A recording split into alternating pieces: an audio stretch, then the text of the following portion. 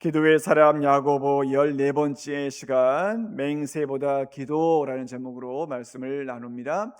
자, 여러분 제 뒤에 나무가 하나 보이죠? 그 나무에 잎이 보이지 않습니까? 어, 솔직하게 얘기하셔야 돼요, 여러분. 저 잎이 무슨 색으로 보이십니까? 초록색으로 보이시나요? 그렇죠? 아니면 파란색으로 보이시나요?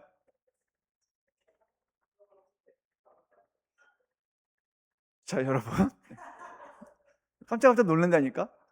초록색으로 보이시죠? 확실하죠? 아니면 뭐 연두색도 좋고요. 하여튼 그런 색으로 보이시죠?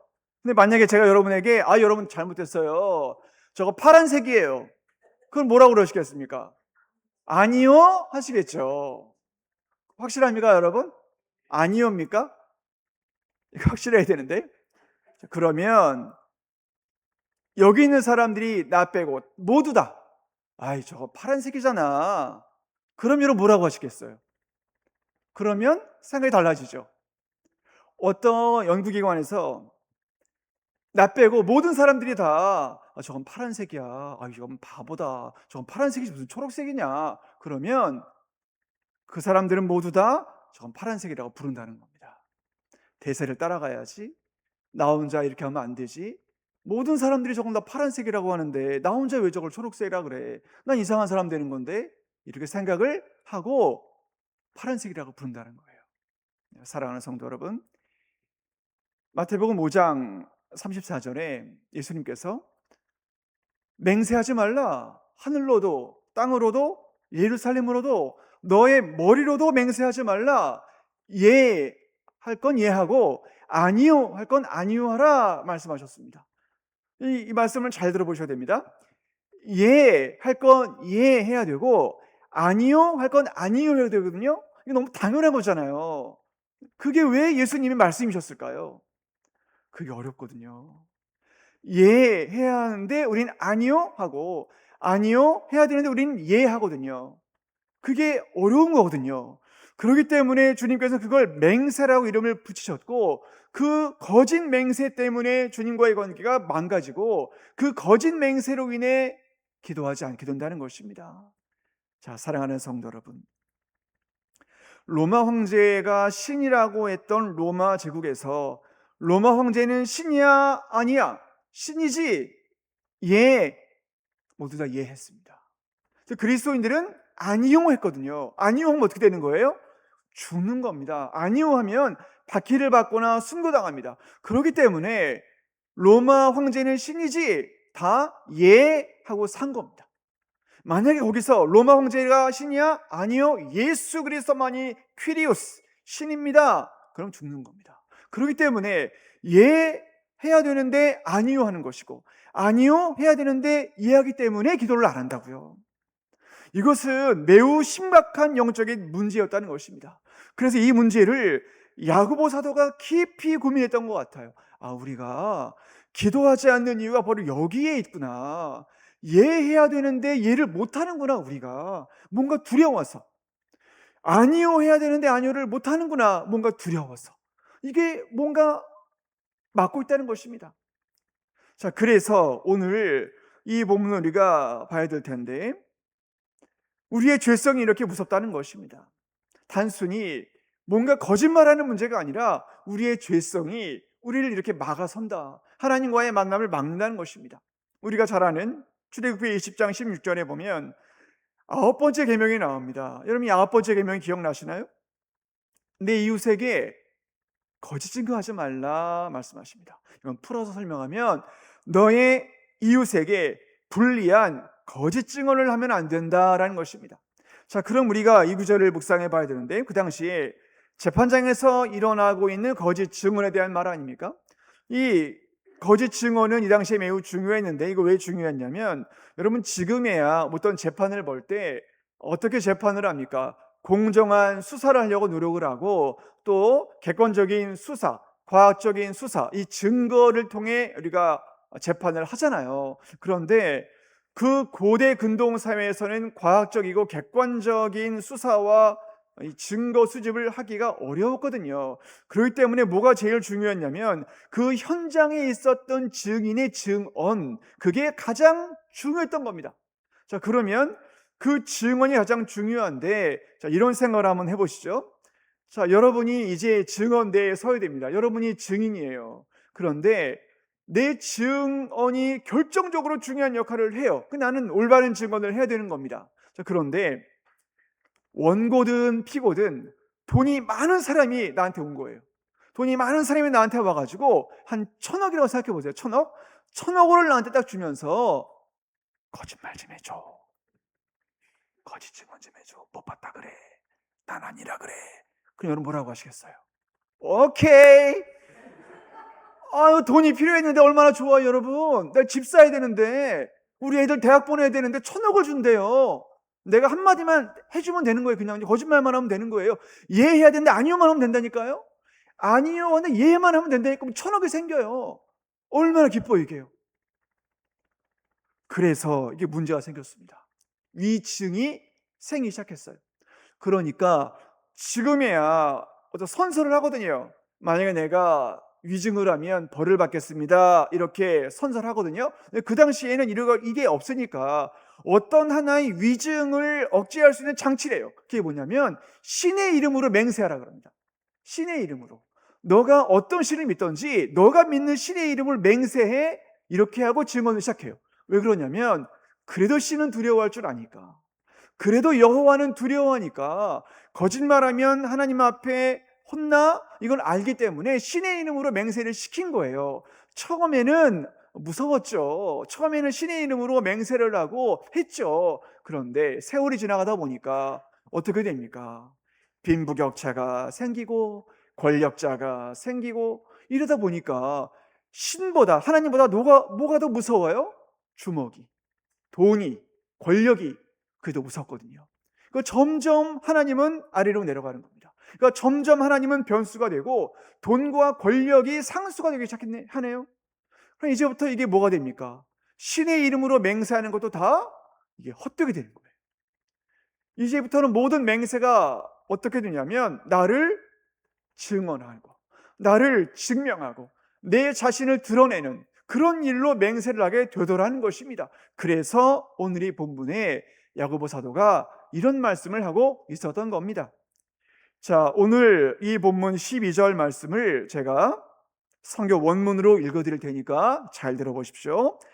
나의 형제자매 여러분, 무엇보다도 명심할 것은 맹세하지 말아야 한다는 것입니다. 하늘이나 땅이나 그 밖에 무엇을 두고도 맹세하지 마십시오. 다만 해야 할 경우에는 오직 라고만 하시고, 아니요 해야 할 경우에는 오직 아니요 라고만 하십시오. 그렇게 해야 여러분은 심판을 받지 않을 것입니다 라는 것입니다. 자, 이 구절 보시면 이게 마태복음 5장 34절에 어떻게 보면 주석과 같은 내용인데 너무 당연하잖아요. 우리가 이 부분을 볼 때 그래, 마태복음 5장 34절에도 예수님 말씀하셨으니까 맹세하지 말자. 우리가 함부로 하늘로나 땅으로나 예루살렘으로나 우리 머리털로 맹세하지 말자. 그냥 하는 건 하고 아니오면 아니오 하자. 그래, 이렇게 하면 우리가 복 받을 거야. 이렇게 하면 끝나잖아요. 그럼 된단 말이에요. 그런데 오늘 이 부분에 야고보 사도가 뭔가 하나 덧붙여요. 뭘 덧붙이냐면 그렇게 해야 여러분은 뭐를 받지 않아요? 심판을 받지 않는데요. 지금 이 구절에 붙어 있는 겁니다. 그렇게 해야 심판을 안 받는데요. 이건 뭔가 영적인 어려움이 여기 오잖아요. 지금 야고보 사도가 여기서 뭔가 구원에 대한 중요한 기준을 제시하죠. 심판을 받느냐 구원받느냐의 기준이 여기 나오는데, 그 기준이 뭐냐면 맹세하지 말라는 거예요. 맹세하지 말라. 그럼 이게 도대체 뭐길래, 이게 어떤 의미에 야고보 사도는 맹세하지 말라고 했을까요? 우리가 이 부분을 설명하기 위해서 제가 사도행전 5장에 나오는 중요한 사건을 하나 설명해 드립니다. 여러분, 이 사건은 초대교회에서 너무나 중요한 사건이었고, 이 사건 때문에 초대교회의 사람들과 세상 사람들이 너무 두려워했대요. 여러분, 이 사건의 주인공은 여러분 너무나 잘 아는 부부죠. 아나니아와 삽비라입니다. 이 두 사람이 등장합니다. 이 사건의 첫 시작은 사실은 처음에는 좋았어요. 이게 왜 좋았냐면 이게 헌금에서부터 시작됐거든요. 헌금에서부터 이게 시작되는데 이 문제 때문에 어려움이 오죠. 이 아나니아라고 하는 사람이요, 이게 남자입니다. 삽비라라고 하는 아내와 함께 땅을 팔아요. 누구 땅인지는 모릅니다. 다 땅을 팔아요. 그 다음에 이렇게 기록이 됩니다. 자, 사도행전 5장 2절의 말씀을 제가 공동번역 성경으로 읽어드립니다. 이렇게 기록이 됩니다. 두 사람이 의논한 끝에, 두 사람이 의논을 한 거예요. 의논한 끝에 그 돈의 일부를 빼돌리고 나머지만 사도들 앞에 가져다 바쳤다라는 겁니다. 자, 이 부분은 잘 보셔야 됩니다. 땅을 판 거예요. 일부는 빼돌렸어요. 나머지만 갖다가 헌금한 거예요. 이게 뭐가 잘못된 겁니까? 예를 들어 여러분의 땅을 100억에 팔았어요. 근데 50억을 빼돌렸어요. 빼돌렸다는 표현이 좀 이상하면 50원 여러분 그냥 꿀꺽 했어요. 더 이상한가요? 그냥 여러분 헌금에 여러분 그냥 지갑에 넣었어요. 그리고 50억을 헌금했어요. 그것도 감사하잖아요. 솔직히 안 그래도 감사하잖아요. 근데 베드로가 너무너무 감사합니다. 이런 성도 제가 본 적이 없어. 너무 감사해요. 다음 주 주보에 꼭 실어드릴게요. 이렇게 하지 않았어요.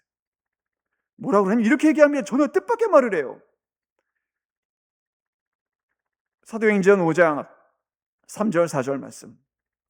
아나니아는 들으시오. 어찌하여 그대의 마음이 사탄에게 홀려서 그대가 성령을 속이고 땅값의 얼마를 몰래 떼어놓았소? 그 땅은 팔리기 전에도 그대의 것이 아니었소? 또 팔린 뒤에도 그대의 마음대로 할 수 있었던 것이 아니었소? 그런데 어찌하여 이런 일을 할 마음을 먹었소? 그대는 사람을 속인 것이 아니라 하나님을 속인 것이요 라는 것입니다. 이게 무슨 의미냐면 헌금한 자체가 문제가 아니라는 겁니다. 뭐가 문제냐면 하나님을 속였다. 거짓으로 맹세했다. 이게 무슨 맹세냐면 이 돈이 우리가 땅 판 값의 전부입니다. 맹세했거든요. 그게 잘못이라는 얘기입니다. 그게 잘못이었다는 얘기입니다. 그러니까 이 말을 들은 아나니아가 그 자리에서 쓰러져 죽죠. 그리고 이 아나니아의 시체를 사람들이 메고 나가 장례를 치릅니다. 이 사건이 여기서 안 끝납니다. 여기서 끝나면 참 좋은데 또 누가 와요? 3시간 뒤에 삽비라가 들어오네요. 아마 은행에 갔다 왔나 봐요. 삽비라가 들어와요. 삽비라가 들어오니까 베드로가 물어보네요. 그대들이 땅 판 값이 이것뿐이요? 말해보시오. 물어봅니다. 그러니까 그때 삽비라가 말했으면 얼마나 좋아요. 그런데 아까 제가 사도행전 5장 2절에 말씀드렸지만 둘이 의논했거든요. 의논. 서로 입을 이미 맞춰놨거든요. 그러니까 이 삽비라가 뭐라 그럽니까? 남편 죽은지도 모르고. 예, 그것뿐입니다. 전부입니다. 맹세를 합니다. 베드로가 그 말을 또 듣잖아요. 사도행전 5장 9절에 이렇게 말합니다. 공동번역 성경. 어쩌자고 당신들은 서로 짜고, 이게 중요합니다. 서로 짜고 주의 성령을 떠보는 거예요. 떠본단 말이 거짓 맹세했다는 뜻입니다. 왜 주의 성령을 둘이 짜고 떠보는 거예요? 자, 당신의 남편을 묻고 돌아오는 사람들이 지금 막 문에 왔어. 이번에는 당신을 메고 나갈 차례요. 그리고 죽습니다. 삽비라가요. 사랑하는 성도 여러분, 헌금의 정직성이 문제가 아니라 더 중요한 것은 거짓 맹세가 이렇게 정죄받는다는 것입니다. 거짓으로 하나님 앞에 맹세하는 것이 이렇게 무섭다는 겁니다. 이 거짓 맹세가 그래서 구원길을 막는다는 겁니다. 이 거짓 맹세는 우리가 기도를 못하게 만들어요. 왜 못하게 만드냐면 이건 나를 증명하는 거거든요. 지금 아나니아와 삽비라가 자기 자신을 증명하고 있거든요. 내가 했다. 하나님이 한 게 아니라 이건 내가 한 것이다. 자기를 증언하고 있는 거거든요. 그래서 이것이 무서운 겁니다. 여러분, 우리는 나를 증명하기 위해 맹세를 사용하는 겁니다. 강하게 맹세할수록 내가 드러나거든요. 강하게 맹세할수록 내가 하나님 앞에 드러나게 되는 거거든요. 그래서 우리는 맹세하는 것입니다. 왜냐하면 나를 감춰야 되기 때문에. 여러분, 하나님께서는 성도들의 맹세가 아니라 하나님 앞에 엎드리는 걸 원하시는 것 같습니다. 하나님은 우리의 맹세를 기뻐하시는 것 같지는 않아요. 하나님 우리를 너무나 잘 아시기 때문에 하나님 우리의 맹세가 아니라 하나님 앞에 얼마나 엎드리느냐, 그걸 원하시는 것 같아요. 여러분, 어느 연구조사에 의하면 우리나라 사람들이 가장 많이 하는 말이, 여러분 뭐라고 생각하세요? 우리나라 사람들이 가장 많이 하는 말은 뭐냐면, 습관적으로 우리나라 사람들이 가장 많이 하는 말은 뭐냐면 진짜? 이거래요. 진짜? 이 말을 제일 많이 쓴대요. 예수님은 살아계십니다. 진짜? 예수님은 여러분을 사랑하세요. 진짜? 엄마, 나 오늘 100점 맞았어. 진짜? 왜 그럴까요? 거짓 맹세가 너무 많으니까. 어느 교회에서 회계 사무를 담당하는 권사님이 담임 목사님을 찾아갔습니다. 목사님, 저 너무 힘들어서 못하겠습니다. 못하겠습니다. 이 사역을. 권사님 왜 그러세요? 이렇게 이야기를 하는 겁니다. 그 권사님이요. 성도들이 이런 요구를 한다는 거예요. 어떤 요구를 합니까? 1년 동안 본인이 낸 헌금이 100만 원인데 연말정산에서 500만 원을 했다고 해달라는 거예요. 만들어달라는 거, 기부금 영수증을. 10만 원짜리 상품권을 쓱 내밀어 주면서. 그런 성도들이 너무 많다는 거예요. 자기는 100만 원을 헌금했는데 500만 원을 했다고 거짓말로 만들어달라는 거, 이거 쉽거든요. 이거만 치면 되거든요. 그렇게 해달라는 거예요. 거절하자니 시험 든다 그러고, 교회 떠난다 그러고, 해주자니 너무 양심이 찔리고, 너무 괴로워서 그만두겠다는 겁니다. 이런 성도들이요, 진짜 많대요. 한국교회에요. 왜 그럴까요? 하나님을 두려워하지 않거든요. 하나님이 무섭지 않거든요. 하나님을 두려워하지 않아요. 거짓 맹세하는 겁니다. 아나니아와 삽비라가 너무 많아요. 근데 하나님이 안 죽이시거든요. 그러니까 판을 쳐요. 여러분, 지금 우리가 사순절 기간을 지나고 있지 않습니까? 물론 우리 개신교에서는 사순절을 지키지는 않지만 그 의미만큼은 중요하다고 생각해요. 고난주간이 오고 부활주일을 앞두고 있지 않습니까? 왜 우리가 고난주간과 부활주일을 지킵니까? 간단하거든요. 하나님을 두려워하는 겁니다. 하나님을 두려워하거든요. 내 죄 때문에 예수님이 죽었잖아요. 내 죄 때문에 그분이 십자가에 달렸잖아요. 이건 얼마나 무서운 일입니까, 이게요. 내가 정죄받을 수 있거든요. 근데 그분이 그렇게 죽은 거예요. 이제 그분 믿지 않으면 난 이게 아무 소망이 없는 겁니다. 이제 끝인 겁니다. 더 이상 아무것도 없는 거예요. 그러나 이 세상은 여전히 예수님을 두려워하지 않고, 여전히 십자가를 생각하지도 않고, 여전히 그 뒤에 있을 일을 고민하지도 않고, 마음껏 거짓말하고 마음껏 거짓 맹세한다.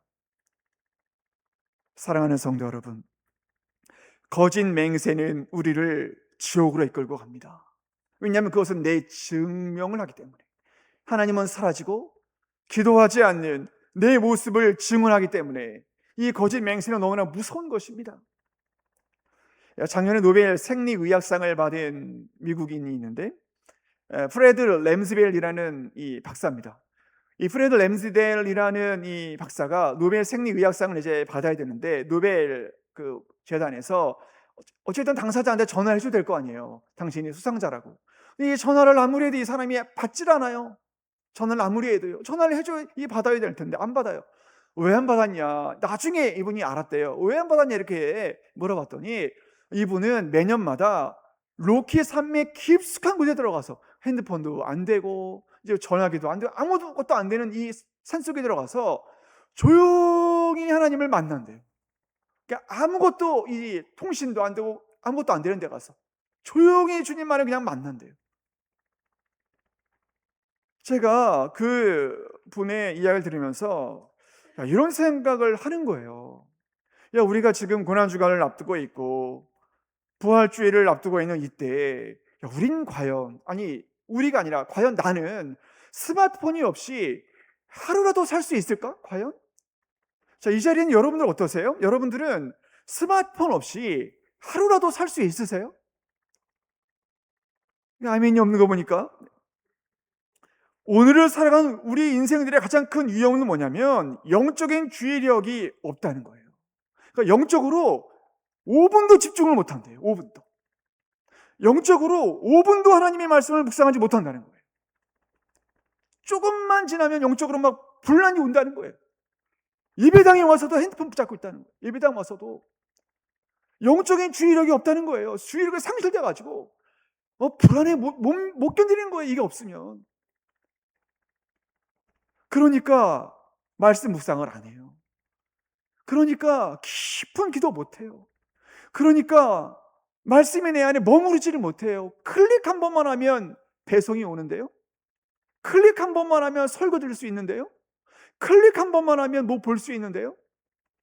그러니까 이 마음이 영적으로도 그냥 그대로예요. 클릭 한 번만 하면 하나님 나한테 뭐 갖다 줘야 돼? 이런 생각을 하거든요. 그러니까 우리는 이런 디지털 영성으로 살아가기 때문에 뭐든지 다 맹세만 해요. 뭐든지 다 내 증명만 하고 살아요. 하나님이 없어요. 마음이 공허해요. 하나님은 사라지고 온갖 편리함만 내 안에 있어요. 사랑하는 여러분, 자기 증명은 우리를 지옥으로 이끕니다. 자기 부인을 해야 됩니다. 나는 사라지고 예수님만 있어야 됩니다. 여러분, 그래서 우리가 이런 영적인 이 집중력을 키워야 되는데 어떻게 하면 이걸 키우냐? 여러 가지 방법이 있지만 간단한 게 있습니다. 여러분, 30분만이라도 핸드폰 끄고 기도해 보세요. 그렇게 한번 해보세요. 30분만이라도 핸드폰 다 꺼버리고 그냥 꺼야 돼요. 꺼버리고 기도해 보세요. 그러면 점점 그 시간을 늘릴 수 있어요. 그럼 하나님이 역사하심을 볼 수 있는 겁니다. 그래서 오늘 이 본문의 야고보 사도가, 이 기도의 사도가 지금 우리에게 뭘 말하는 거냐면 맹세하지 말라는 거예요. 자기 증명하려고 애쓰지 말라는 거예요. 하나님만 온전히 의지하자는 겁니다. 여러분, 어느 서울에 있는 모 교회에 성미련 집사님이 있었는데 이 집사님 이야기로 말씀을 마칩니다. 이 집사님이 참 대단한 업적을 많이 갖고 있었던 분입니다. 사회적으로 여러 가지로 큰 업적을 이루신 그런 대단한 분이에요. 근데 이분이 가난 말기가 돼가지고 이제 여러 군데로 전이가 됐어요. 그러니까 이분은 평생을 뭐 예수님 믿는다고 하지만 사실 그거는 뭐 거짓말이고 자기 증언하기 위해서 교회를 나왔고 자기 증명하고 싶어가지고 자기 자랑하려고 사실은 교회에 나온 거거든요. 그건 이제 본인은 알죠. 주님과 가난 말기가 돼가지고 이제 불안한 겁니다. 야, 나 같은 자가 구원받을까? 정말 나 같은 영혼도 구원받을 수 있을까? 이렇게 막 고민하고 있었던 겁니다. 그러니까 모든 걸 다 이제 낙심하고 막 포기할 때가 온 거예요. 이 목사님이 뭐라고 얘기하냐면, 집사님, 모든 걸 다 내려놓으시고 기도에 한번 집중해 보세요. 이런 얘기를 해준 거예요. 그러니까 다 내려놓으시고 기도에 한번 집중해 보세요. 이렇게 권면을 한 겁니다. 그래서 이 집사님이 그 말에 그래도 다행히 순종했습니다. 한 며칠 동안 양평에 있는 수양관에 가서 기도를 했습니다. 그러고 나서 이분이 뭔가 깨달은 게 있는지 모르겠지만 새벽 제단을 쌓기 시작하고 금요 기도회는 하나님 앞에 불을 지기 시작했어요. 그렇게 몇 주가 지났습니다. 몇 주가 지난 다음에 병원에 갔어요. 병원에 갔더니 어떻게 됐을까요? 암덩어리가 사라졌습니다. 암덩어리가요. 사랑하는 성도 여러분, 나를 바라보면 우린 낙심한다니까요. 우린 나를 바라보면 끝없이 맹세만 하고 삽니다. 근데 이건 나를 구원하지 못해요. 나를 구원하는 건 오직 살아계신 예수 그리스도, 하나님의 역사, 하나님의 은혜, 성령의 충만, 그것만이 나를 살리는 것입니다. 우리가 그걸 확신해야 이 자리가 차는 거예요. 그걸 정말 확신해야 이 자리가 풍성하고 이 자리가 살아나야 남산교회가 부흥되는 겁니다. 그러니까 사랑하는 성도 여러분, 거짓말로 맹세하지 마시고 자기 증명하려고 애쓰지 마시고 기도하면 돼요. 기도하면 하나님이 역사하시는 겁니다. 이 간단한 신앙의 원리, 그 신앙의 원리를 의지하셔서 이 믿음의 골방에서 기도하시고 응답받으셔서 하나님이 주시는 이 놀라운 은혜의 축복을 마음껏 누리시는 우리 모두가 될 수 있기를 주의 이름으로 간절히 축원합니다. 아멘.